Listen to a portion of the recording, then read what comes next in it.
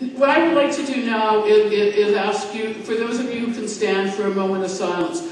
The reason Donna Marie McIntyre cannot come today is her husband, who's a postal worker, Mike McIntyre. He passed away last night. But we want people to stand not only for Mike, but for all the other postal workers we know who passed away in the past as well. So just for a moment of silence.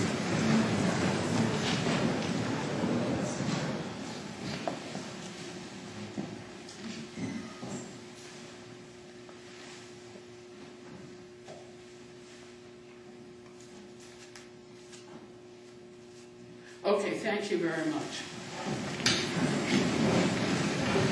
So as people come to the head table, there are going to be representatives of three locals, Vancouver local, Fraser Valley West, and the Royal City local, and the regional office who've all assisted us. And this is Sister Colin Jones from the Fraser Valley West local. But I know what you're really here to hear about is what's happening to your pension, what's the information, and things like that. So I'm going to turn you over to Brother George Kuehnbaum. George is our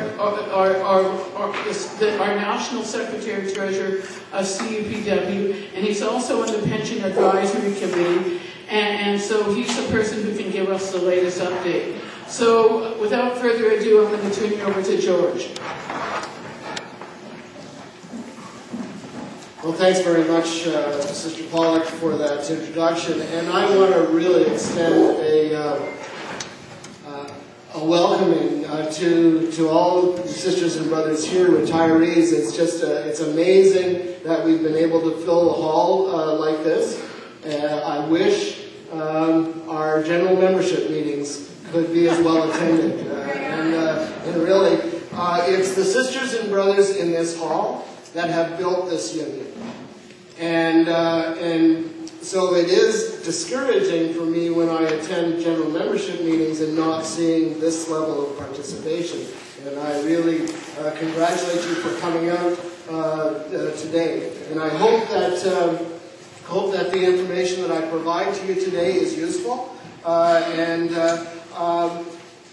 provides a little bit more of the details and information than perhaps you've been receiving from Canada Post through the pension plan news that you receive in the mail.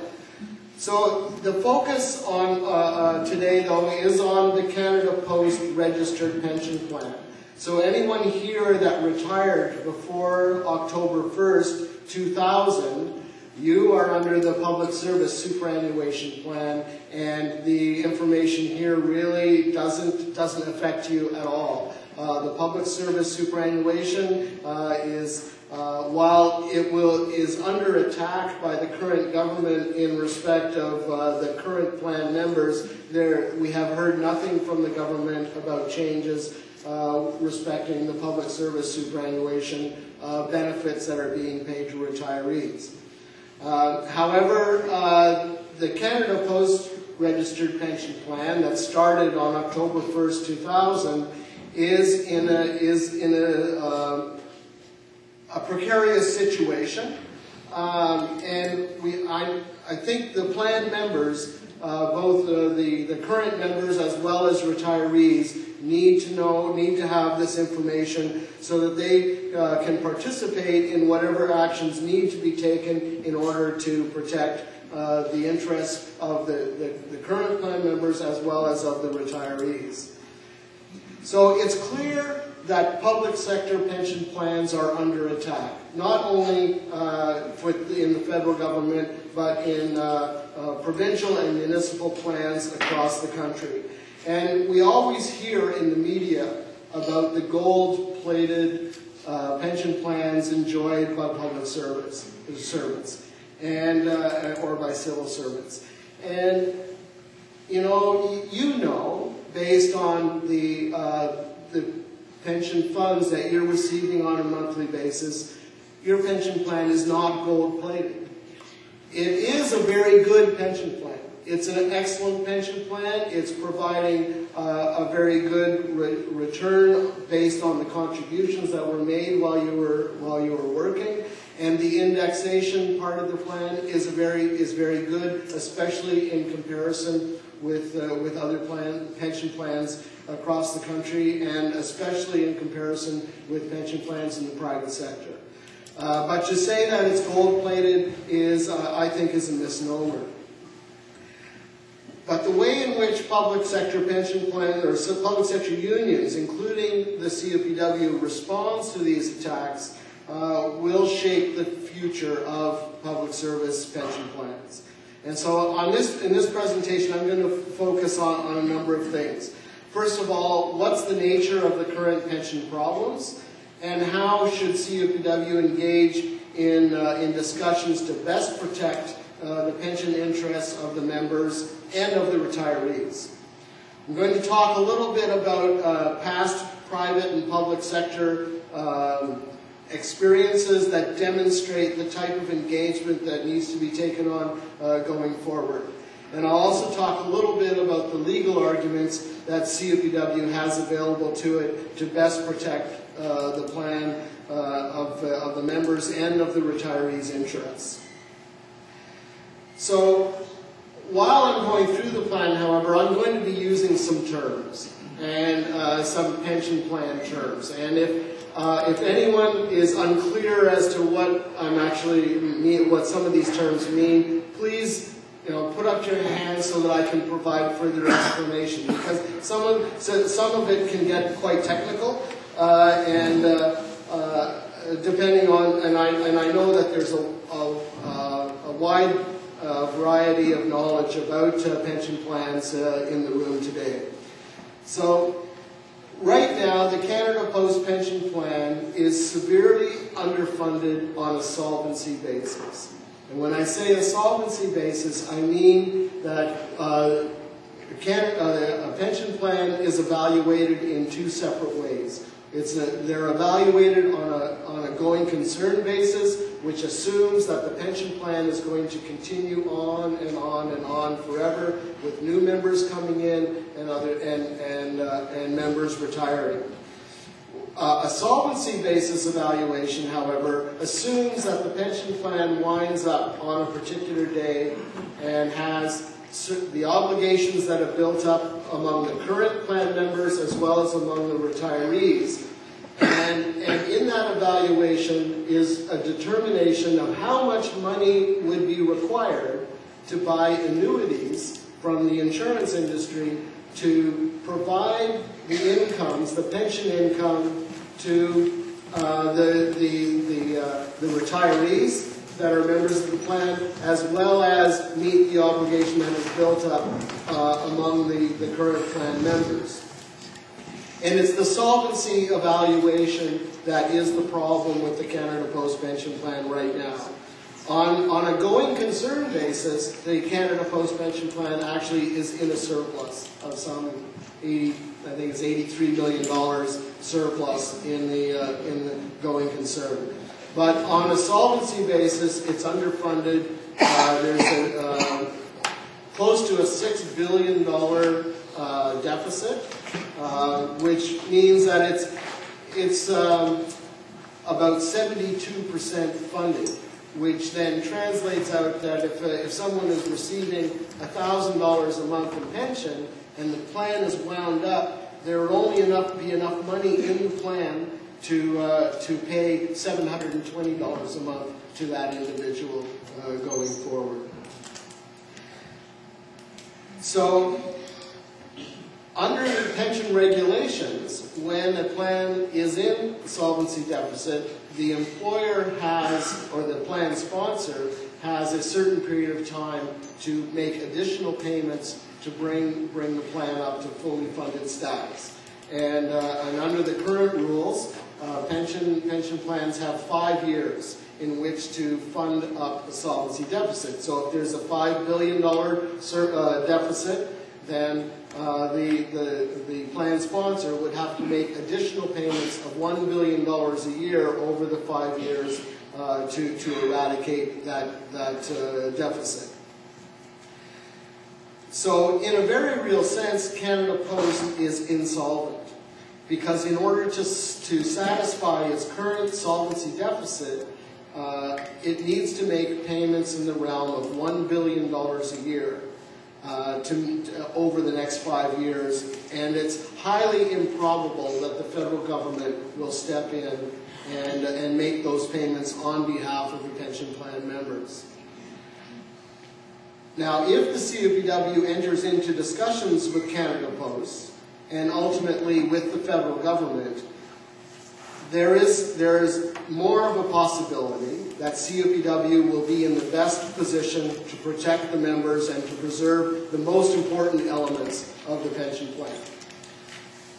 If we don't engage in those discussions, then it will be left up to Canada Post and the government to decide what the solutions will be, and that is very risky.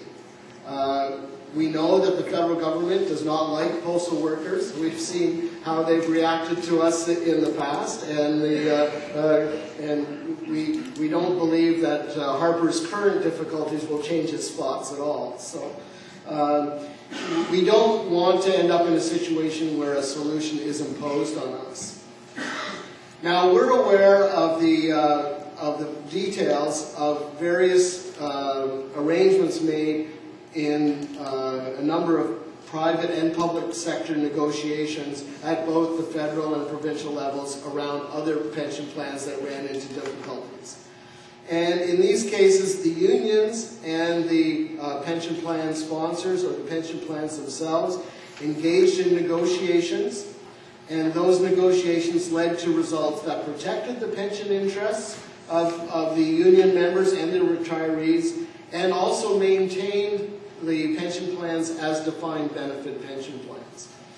So, and that is a very important feature. So the first step in that process, though, has to be the development of a very comprehensive strategy about what are the most important features of the pension plan that need to be preserved. Is it the defined benefit aspect of the plan? Is it the early retirement benefits that we have in the Canada Post pension plan? The indexation of the plan? Is it survivor benefits? Those are the types of things that go into the evaluation of a plan that determines what the solvency funding would be. So what is it that the employer would need in such a process? And how can we meet those needs to the advantage of the union in any of those negotiations? So if the union does agree to certain changes, can the employer and the union then approach the government to get some regulatory changes that would reduce the pressure on the employer to make those solvency payments? And that would then avoid more significant changes to the plan being imposed on the pension plan members. So the union needs to really think creatively and be prepared to consider all of its options and allow the union to best understand what is most important to the plan members. And can those pension plan discussions lead to other discussions? Well, we certainly believe that they can. We've seen it happen in with other plans. That was the approach that was undertaken with Air Canada. And based on our experience in the Air Canada situation, they then went to the government along with Air Canada and received some of an additional time frame within which to make their solvency payments. They were extended for 10 years to make solvency deficit payments as opposed to the current 5-year regulations. At Canadian Press as well, the government provided solvency relief there. And in Ontario, in the Ontario public sector pension plans, we've seen similar things happen. So at Air Canada, the defined benefit pension plan was preserved. It was maintained with very good early retirement benefits. And in their last round of negotiations, they established a union-controlled multi-employer plan for new hires. But it's still a defined benefit plan and not the defined contribution plan or a hybrid of defined contribution, defined benefit plan that the corporation had talked to us about during the last round of negotiations. So, and those negotiations also ensured that Air Canada survived. Because what is facing Canada Post is, as of June of next year, they will be required to make cash payments of $100 million a month. And the Canada Post just released its third quarter report. It just came out today. And they don't have $100 million a month to pay. In fact, they're showing in the quarter a deficit of, it was $183 million deficit for the third quarter. At the Canadian Press, the negotiations preserved the defined benefit pension plan, and it also ensured that Canadian Press continued on. In the Ontario public sector, there were some contribution freezes that were agreed to, but benefits were preserved, and the pension plan was extended to some new members. There was also the creation of a new pension plan for new members, but again, a defined benefit pension plan as opposed to defined contribution. So in these cases, the federal, both at the federal and the provincial level, it was the governments that agreed to regulatory changes that helped preserve the plan and allowed them to move forward. Now, in each of those cases, however, there also were some changes to benefits, and that's where obviously it most affects the current members of the plan. However, if Canada Post is allowed to fail because of their inability to meet their pension plan payments, it will be the federal government, the owner of Canada Post, that will decide what happens not only with the restructuring of the corporation, but what happens in respect of the pension plan overall, including the payments to current retirees. And we don't believe it's in the best interest of anyone to leave that entirely in the hands of the federal government. We need to make sure that there isn't an imposed outcome from the government. However, because it would be much better if there was a jointly agreed to solution. We can look to the situation that faced the Nortel employees or the retirees of Nortel when Nortel went bankrupt. And while there were court cases that went on and so on, ultimately the employees lost in that situation. So does CUPW have a legal basis in order to negotiate changes to the plan that will preserve the plan, as well as force the corporation to implement the changes that are required to protect the plan for the future? Well, we believe that there are some legal provisions. First of all, Canada Post has bargained with us on certain aspects of the plan. So the pension plan may therefore be protected by the collective agreement. That's not a foregone conclusion. It's what we believe, and it's the advice we've received from our legal counsel. However, whenever you put something in the hands of a third party, it becomes very, very difficult. Canada Post, another legal basis is that Canada Post is an agent of the Crown. And we believe the federal government has some fiduciary duties with respect to the pension plan members. Now, what's the content or the context of those and the extent of the duties? That's very hard to define. These duties probably include an obligation to give notice of potential changes, and then enter into discussions around those changes. And there's a a BC Supreme Court decision around the BC Health Services that there most likely is an obligation to at least negotiate the changes that may be required in order to bring the plan back to a solvency or a solvent basis. Up to now, or since the solvency deficit first arrived on the scene, Canada Post has been meeting its legal obligations to make solvency payments, but not through cash. They did in 2010 make a $707 million solvency payment. But since 2010, through 2011 and 2012, they've been relying on a letter of credit from the government. Now, the government has, and while we call it a letter of credit, and Canada Post refers to it as a letter of credit, it isn't the same as a letter of credit that would be given by a bank to a private company. It really is just the government guaranteeing payment of the money that's under that letter of credit at, so there's that government guarantee. So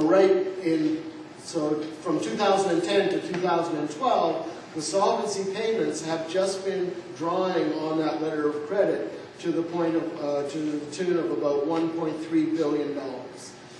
So right now, in respect of their solvency payments, or at the end of 2012, the solvency payments of $2 billion have been made, but they're still facing a $5.9 billion solvency deficit. The letter of credit will run out sometime in May or June, and there will be no more money available to the corporation under that letter of credit. And it's not just the federal government that's limiting that, it's also the pension regulations. The pension regulations that were brought in to allow companies, including Canada Post, to use a letter of credit to make their solvency payments, they put a limit of 15% of the plan assets.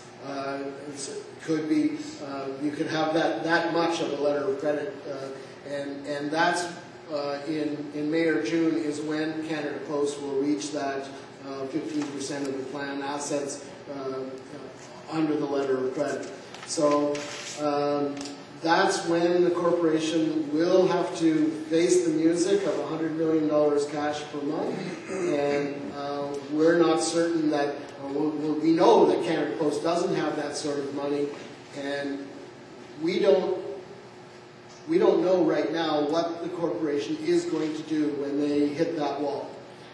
We've started some talks with them, and we've had 3 meetings.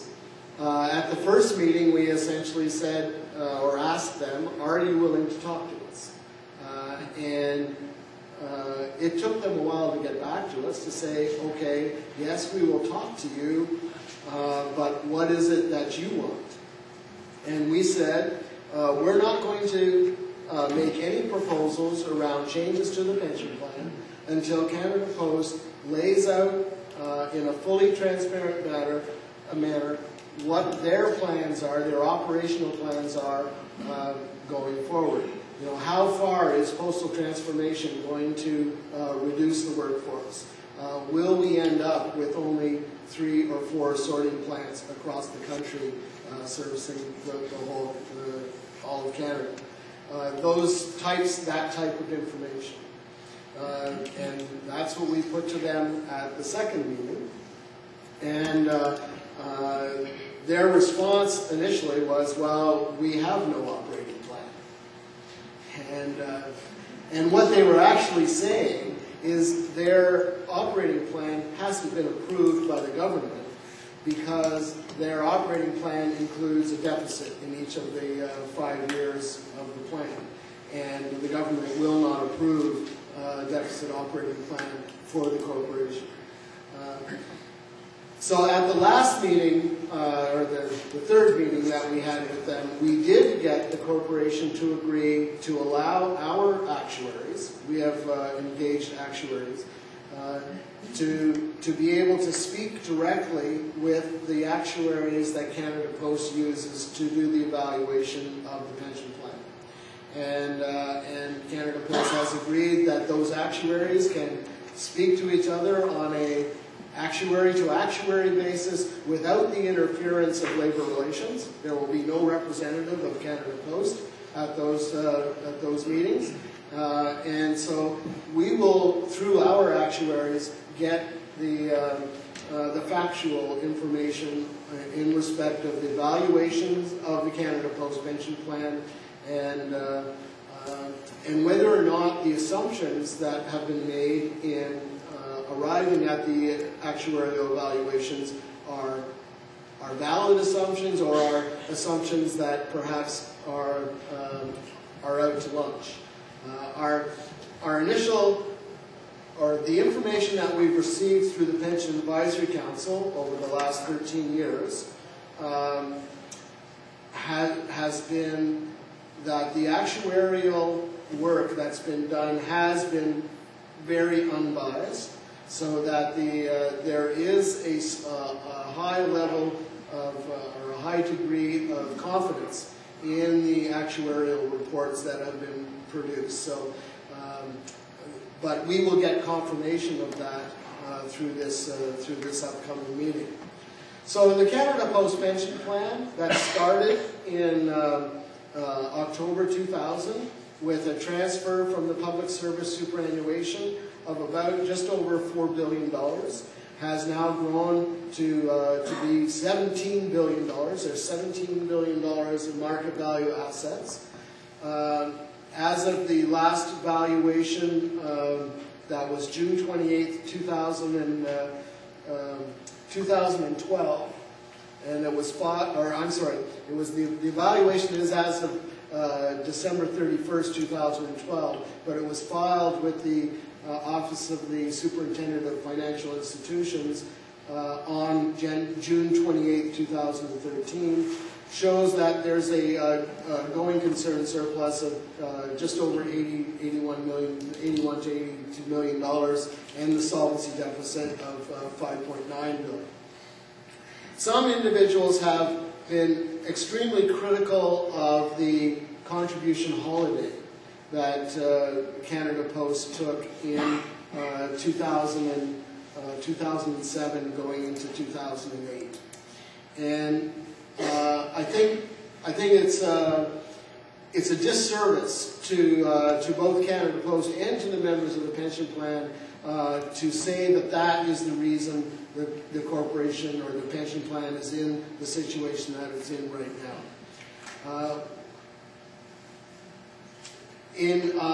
Starting in 2003, the corporation did make special payments into the plan over and above their regular contributions in order to deal with solvency deficits.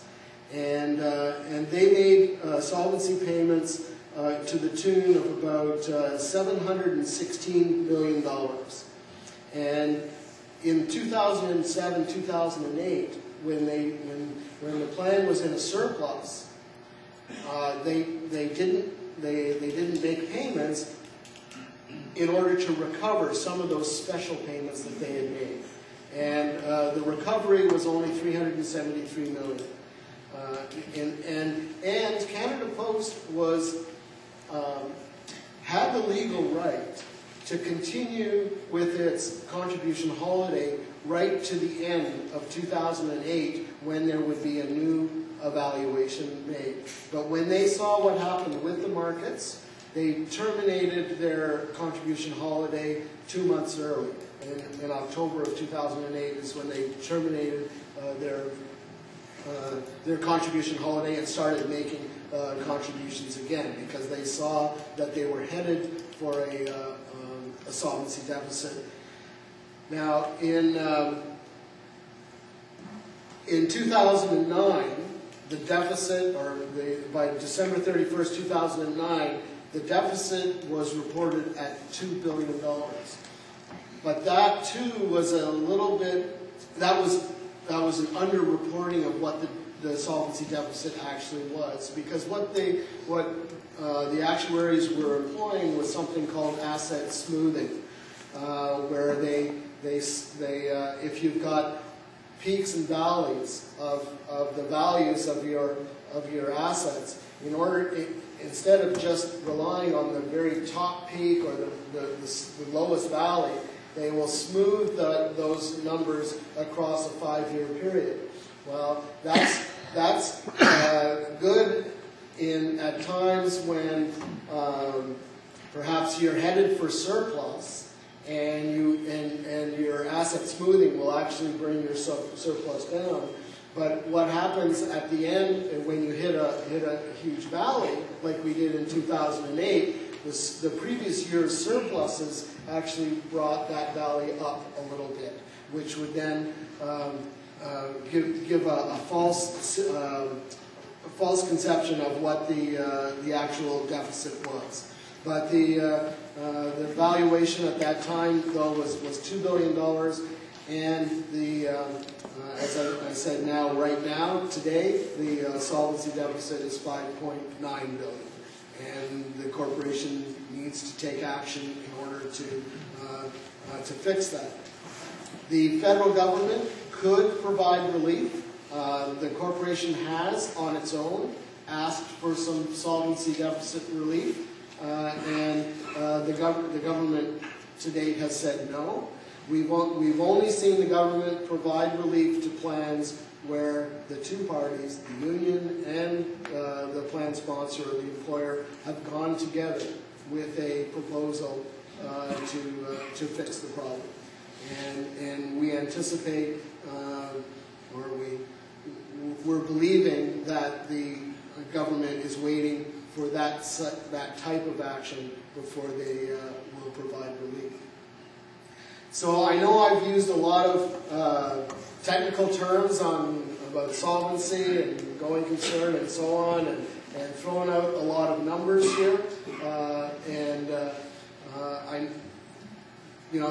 I'm sure you have questions about, okay, what happens if, or are the pension benefits of the current retirees fully protected? And I would like to say absolutely, and there will be no change. And I would, and that's the position that we would take and I think that pensioners should take that position if there ends up being unilateral changes, even by the federal government or by the corporation. Pensioners should take that position and take on the fight legally against the corporation or the government.